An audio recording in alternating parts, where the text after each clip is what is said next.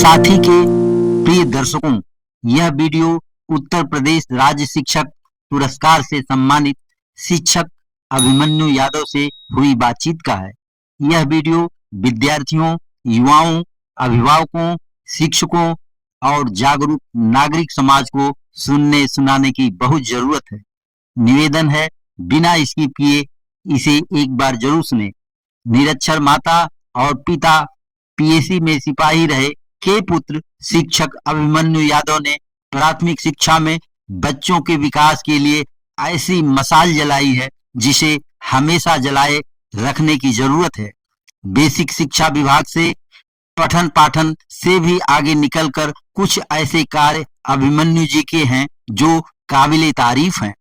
Primary स्कूलों में संख्या घटने से स्कूल बंद हो रहे हैं, वहीं कंपोजिट विद्यालय सरायमीर आजमगढ़ में नो एडमिशन का बोर्ड लगाना पड़ता है। आजमगढ़ के एक सरकारी कार्यक्रम में भोजपुरी फिल्म नायक दिनेश लाल यादव निरहुआ ने अभिमन्यु जी के विद्यालय के बच्चों का सांस्कृतिक कार्यक्रम देखकर अपनी फिल्म जुगल मास्टर में एक गीत की पूरी शूटिंग बच्चों के साथ की। घर घर जाकर पर्चा पोस्टर के साथ लोगों को जागरूक करना, बच्चों के साथ स्कूल के बाद भी जुड़े रहना अभिमन्यु जी के दैनिक जीवन का हिस्सा बन चुका है।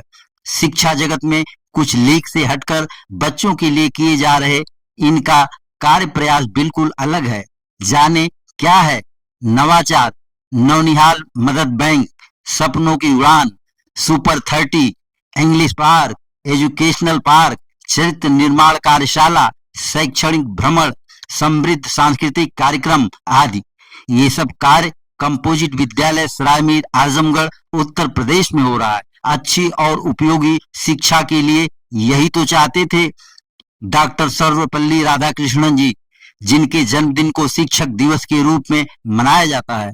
उनका मानना था कि विद्यालयों का कार्य छात्रों को प्रकृति से प्रेम, मानवतावाद और आपसी एकता की शिक्षा देकर ही बेहतर समाज और देश का निर्माण किया जा सकता है। बहुत जरूरत है आज शिक्षकों को सजग प्रहरी की भूमिका निभाने की। सुने जितेंद्र हरि पांडे साथी के साथ शिक्षक अभिमन्यु यादव की बात। हम आजमगढ़ के मिर्जापुर ब्लॉक में कंपोजिट विद्यालय सरायमीर पर हैं। हमारे साथ अभी 5 सितंबर को उत्तर प्रदेश के अंदर लखनऊ की राजधानी में माननीय मुख्यमंत्री के द्वारा आपको राज्य शिक्षक सम्मान मिला है, जिसके लिए हम साथी यूट्यूब चैनल की तरफ से बहुत बहुत स्वागत करते हैं, अभिनंदन करते हैं। आप अपना पूरा नाम और परिचय हमारे साथी के दर्शकों को बताएं। मैं अभिमन्यु यादव कंपोजिट विद्यालय सरायमीर मिर्जापुर जनपद आजमगढ़ में सहायक अध्यापक के पद पर कार्यरत हूँ। मेरी इस विद्यालय में नियुक्ति सन 2012 में हुई थी। इसके पहले मेरी प्रथम नियुक्ति प्राथमिक विद्यालय परसहा शिक्षा क्षेत्र मोहम्मदपुर जनपद आजमगढ़ पर हुई थी। मैं मूलतः बलिया जनपद के ग्राम पोस्ट सोनबरसा तहसील बैरिया का रहने वाला हूँ। मेरी प्रारंभिक शिक्षा दीक्षा बनारस में रामनगर स्थित प्रभु नारायण राजकीय इंटर कॉलेज से हाई स्कूल और इंटर की परीक्षा हुई। इसके पहले मैं कक्षा 6 से 8 तक भारतीय शिशु मंदिर का छात्र रहा। मेरी ग्रेजुएशन की पढ़ाई काशी हिंदू विश्वविद्यालय से हुई। मैं जब काशी हिंदू विश्वविद्यालय के लॉ फैकल्टी से लॉ कर रहा था, अंतिम वर्ष मेरा था, उसी समय मेरा चयन सहायक अध्यापक के पद पर आजमगढ़ में हुआ। तो आप अभिमन्यु जी, आप अपने माता पिता के बारे में बताएंगे? जी, मेरे पिताजी पीएसी में सिपाही के पद पर, कांस्टेबल के पद पर कार्यरत थे। मेरी माताजी गृहिणी थी और इन लोगों ने मेरी पढ़ाई, मेरी शिक्षा दीक्षा के ऊपर काफ़ी ध्यान दिया। जैसा कि लोग कहा जाता है कि सिपाही के बच्चे कुछ नहीं करते हैं, और मेरा सौभाग्य रहा कि मैं अपने माता पिता के बताए आदर्शों पर चला और आज इस उपलब्धि तक पहुंचा हूं। तो कहीं न कहीं ये मेरे माता पिता के आशीर्वाद। पिताजी पीएसी में थे, माताजी गृहिणी थी सर। अच्छा, उनकी पढ़ाई लिखाई? मेरी माताजी अनपढ़ थी, और लेकिन सर उन्होंने हम लोगों के पढ़ाई के ऊपर बड़ा ध्यान दिया। आपने काशी हिंदू विश्वविद्यालय वाराणसी, जो पूरे भारत में जिसका एक नाम है, और काशी हिंदू विश्वविद्यालय इलाहाबाद विश्वविद्यालय, अलीगढ़ मुस्लिम विश्वविद्यालय, जामिया मिलिया विश्वविद्यालय दिल्ली, जवाहरलाल नेहरू विश्वविद्यालय, ये ऐसे 2-4 विश्वविद्यालय भारत में हैं जहाँ पढ़ने वाले छात्र जब निकलते हैं तो वैज्ञानिक बनते हैं, डॉक्टर बनते हैं, इंजीनियर बनते हैं, IAS IPS बनते हैं। आप BHU में पढ़ते हुए क्या सपना आपका था? सर मैं जब ला कर रहा था, जिस समय मेरा बीएड में भी हुआ, 1 साल छोड़ना पड़ा, उस समय भी मेरे साथियों ने मेरा बड़ा मजाक उड़ाया कि क्या ला फैकल्टी छोड़ के तुम बीएड करोगे।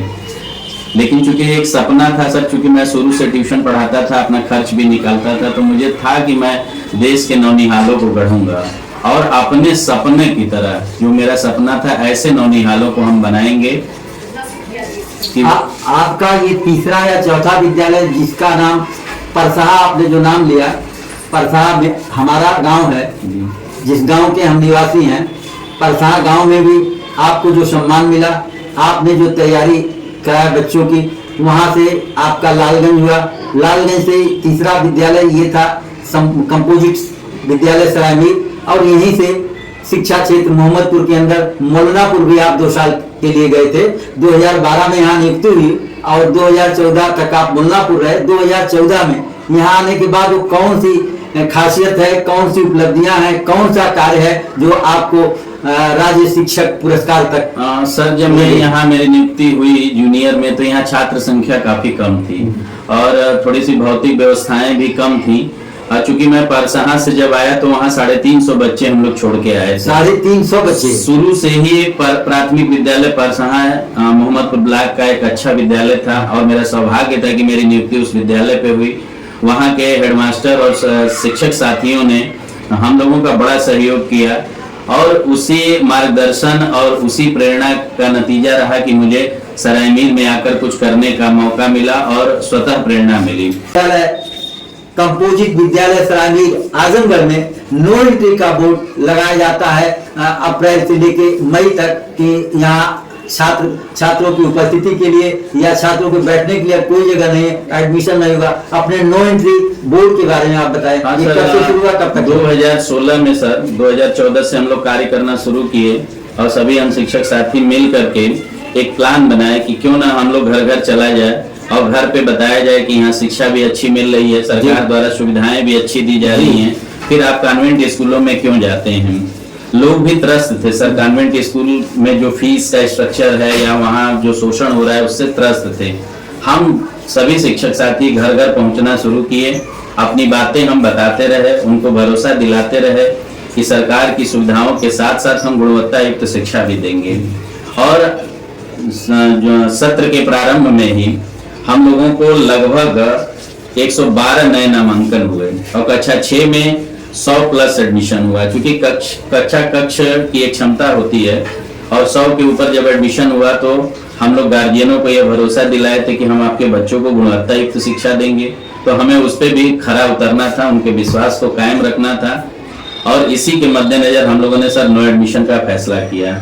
हमने अपने उच्च अधिकारियों से बात की, सारे अधिकारी हम लोगों को आश्वस्त किए कि जो भी सुविधाएं हैं वो हमें दी। बहुत बड़ी बात है कि जिस दौर में प्राथमिक स्कूलों में संख्या घट रही है, विद्यालयों को मर्ज किया जा रहा है, ऐसे समय में कंपोजिट विद्यालय सरायमीर आजमगढ़ में बच्चों के पठन पाठन के लिए सरकार द्वारा जो सुविधाएं मुहैया की जा रही हैं, उसके अतिरिक्त आप और आपके सहायक कौन कौन लोग हैं जिनके सहयोग से आपने किस तरह का विस्तार किया है? नहीं सर, इसके लिए सभी शिक्षक साथियों ने बड़ी मदद की है, खासतौर से प्रिया राय जी का, रश्मि मौर्य जी का और यहाँ के प्रबंध समिति के सदस्यों ने सर बहुत सहयोग किया। कुछ लोग तो ऐसे थे कि विद्यालय के टाइम के बाद भी जब हम लोगों को घर जाना था वो हमारे साथ गए। कोरोना काल में हम लोगों ने सबसे पहले मोहल्ला क्लास का संचालन किया। सर मैं बताऊं 2016 में ही हम लोग प्रोजेक्टर यहाँ लगा चुके थे क्योंकि आधुनिक शिक्षा देनी थी। अभी कुछ दिन पहले भी प्राइमरी सेक्शन में एक क्लास को हम लोगों ने एक डिजिटल क्लास के रूप में परिवर्तित किया है। हमारे बच्चों का सांस्कृतिक प्रोग्राम, शैक्षणिक भ्रमण और सुपर 30 जो ये कार्यक्रम चला, इससे लोगों के अंदर ये विश्वास पैदा हुआ कि यहाँ गुणवत्ता युक्त शिक्षा दी जाए। ये पहली बार सुना, ये सुपर 30 क्या है प्राथमिक विद्यालय में? सर सुपर 30 थोड़ा सा कुछ लोग इस पे प्रश्न करते हैं कि आप 30 ही बच्चों को क्यों तैयार करते हैं।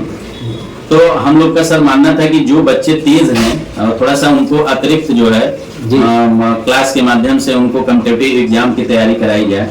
अन्य बच्चे भी उससे प्रेरणा ले रहे हैं कि जो हम भी अगर कुछ अच्छा करेंगे तो सुपर 30 में जाएंगे। और एक पिछली बार एक बच्चा अभी राष्ट्रीय छात्रवृत्ति आय परीक्षा में उसका चयन भी हुआ है सर।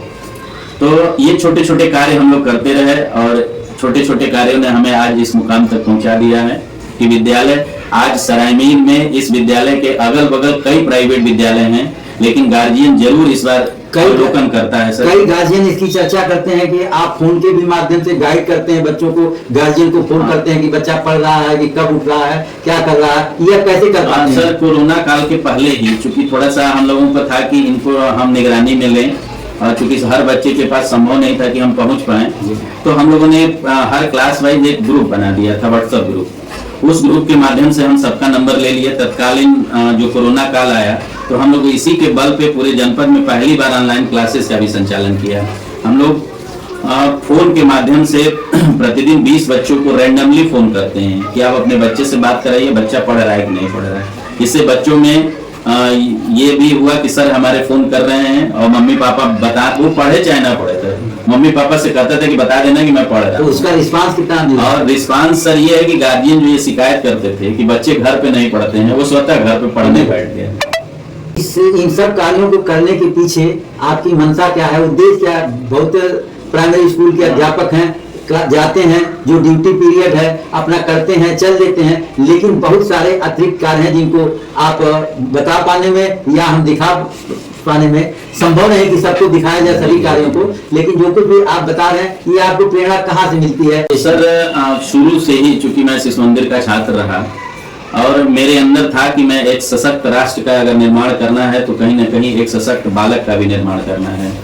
उसके अंदर चारित्रिक गुण से लेकर के शैक्षणिक गतिविधियों के अंदर उसको समाहित करते हुए हम उसका एक संपूर्ण विकास करें।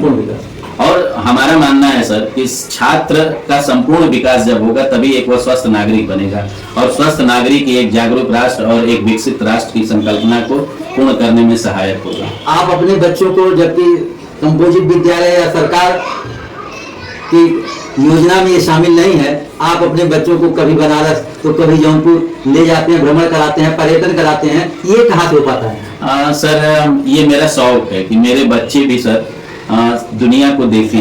और चूंकि ये कार्यक्रम ये हुआ सर कि जो बच्चे देखते हैं उससे ज्यादा सीखते हैं।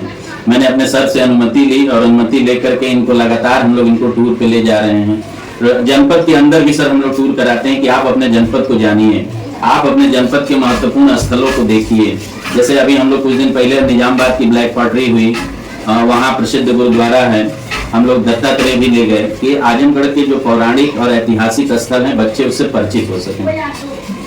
आपने समाज के विभिन्न वर्गों को विभिन्न व्यवसायों से बच्चों के लिए प्रशिक्षण दिया, इसके पीछे आपकी योजना क्या और इसके पीछे आपकी मंशा क्या थी? हाँ सर, ये एक सपनों का उड़ान, एक नवाचार था। ये सपनों की उड़ान नवाचार जी, ये 30 दिवसीय कार्यक्रम था और हम लोगों ने यह कार्यक्रम बनाया कि जो विषय हम बच्चे को नहीं पढ़ा पाते जी, उस विषय के विशेषज्ञ को यहाँ बुलाया जाए। हमारे साथी के दर्शकों को ये बताएं और इस पर खुल करके बताएं कि मतलब उससे क्या रिस्पांस मिला। और सर इससे हमको प्राथमिक विद्यालयों में जो समुदाय जुड़ता नहीं है उस समुदाय को भी जोड़ना था, अपनी शिक्षण व्यवस्था को भी दिखाना था और जो हम चीजें नहीं बता पाते थे उन चीजों से बच्चों को अवगत कराया गया। और मैं आपको बता दूं कि आजमगढ़ लाइफ लाइन के डायरेक्टर पीयूष यादव जी, जो वर्धा यूनिवर्सिटी के प्रभात पांडे जी, संदीप पांडे जी, एक आयुष पांडे हैं, हम अभी ग्रुप कैप्टन हैं एयरफोर्स में, वो भी आए, आर्ट एंड क्राफ्ट के विशेषज्ञ आए, चिकित्सक आए, उनको फर्स्ट एड सिखाए, बैंक के कर्मी आए जिससे बैंक के गतिविधियों से बच्चों को परिचित कराया गया। मेजवा वेलफेयर सोसाइटी की वो मैडम आई हुई थी जो डायरेक्टर हैं, उन्होंने चिकनकारी बच्चों को सिखाया। तो ऐसे करके 30 दिन में हम लोग 30 लोगों को बुलाया जिसमें चरित्र निर्माण से लेकर के और उनके जीवन के लिए जो उपयोगी विषय हैं जो हमसे यदा कदा कहीं छूट जाते हैं, तो वो लोग आए 30 दिन और ये 30 दिन की कक्षा चली, शानदार कक्षा रही सर और इसकी चर्चा बड़ी दूर दूर तक हुई।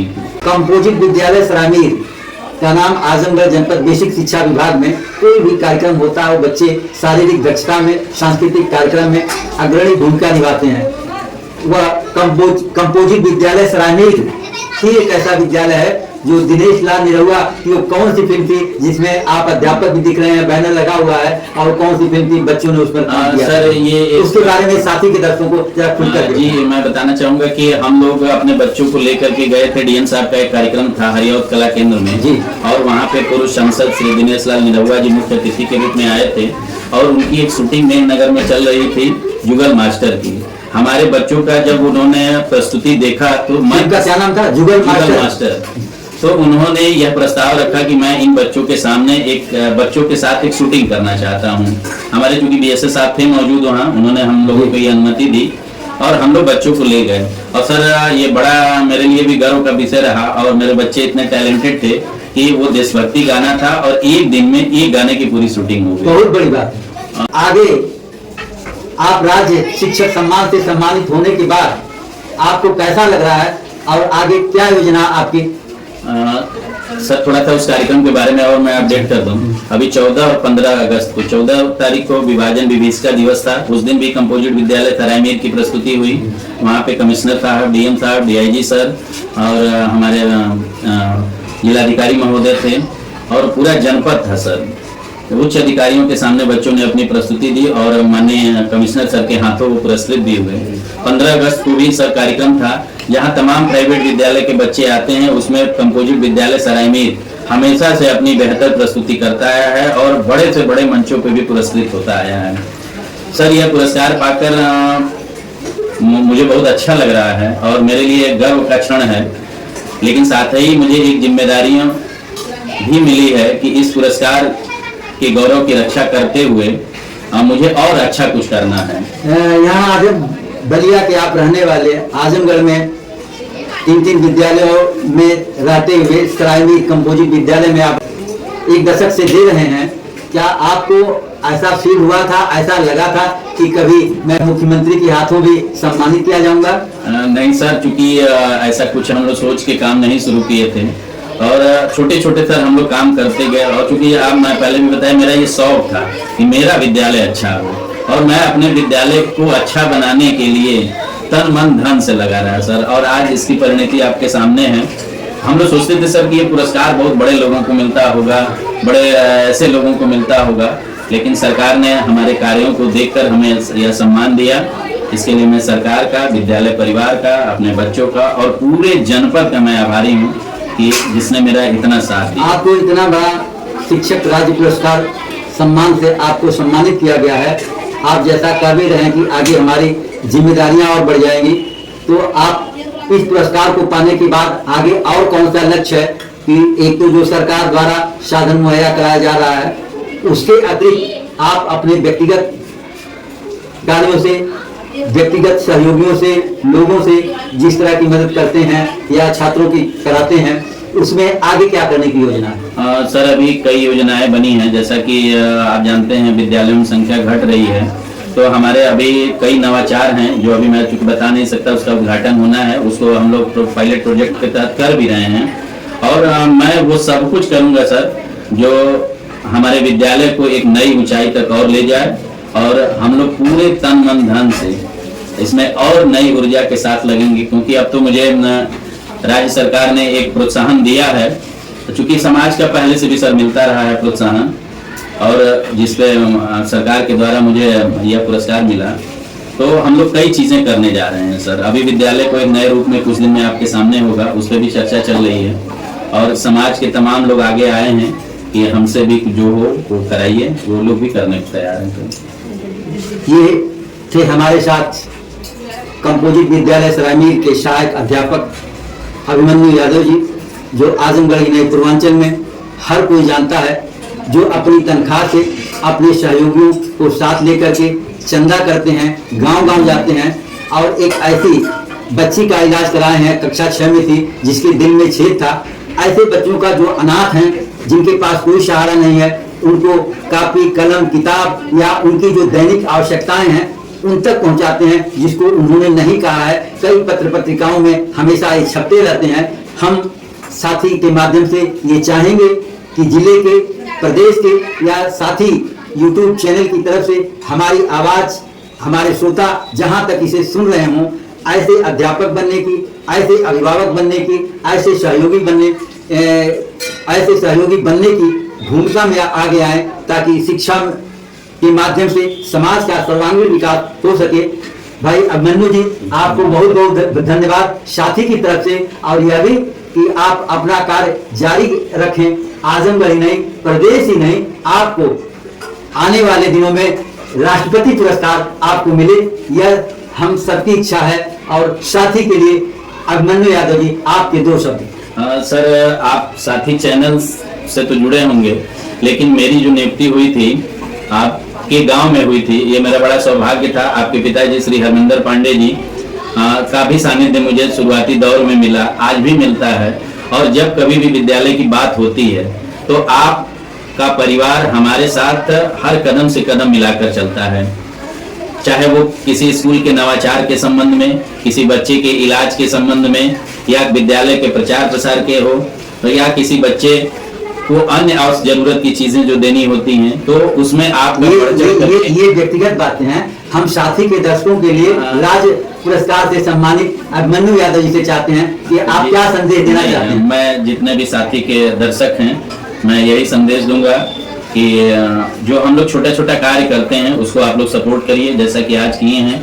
और आज आपके सपोर्ट की बहुत जरूरत है प्राथमिक विद्यालयों की। आपके सपोर्ट से हम बहुत अच्छा कार्य करने के लिए तत्पर हैं। हमारा हर साथी अच्छा कार्य कर रहा है। अगर आपकी थोड़ी सी प्रेरणा, आपका थोड़ा सा प्रोत्साहन मिलेगा। आप भी अभिभावक, हाँ, आप अभिभावक जहाँ भी हो, और चैनल वाले मीडिया भी के लोग भी, हमारे जो भी थोड़े अच्छे अच्छे कार्य हैं उसकी आप अपने गांव घर के विद्यालय में जरूर आप प्रशंसा करें।